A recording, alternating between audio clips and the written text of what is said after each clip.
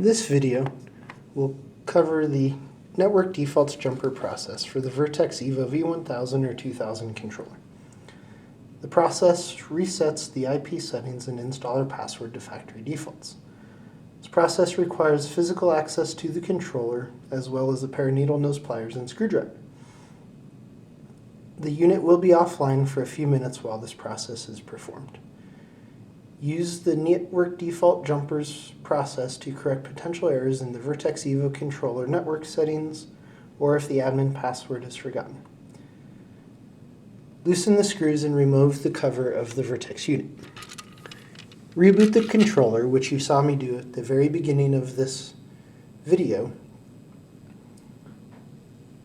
to initiate the reset process.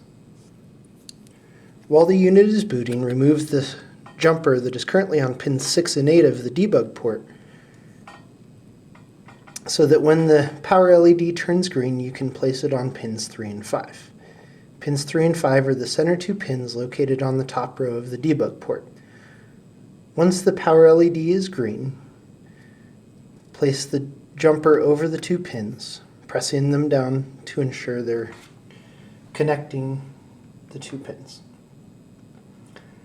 After the 30-second timeout period, which is the period allowed for the network reset opportunity, the power LED will flash green 5 times to signify success, or flash red 5 times to signify failure.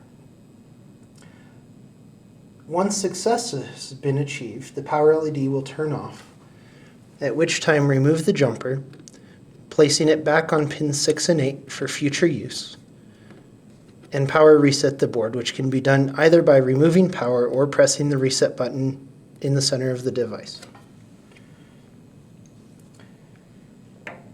Now reinstall the cover while the unit is booting, making sure to not have the cover press the reset switch in the center of the board. Tighten the 4 screws which secure the cover.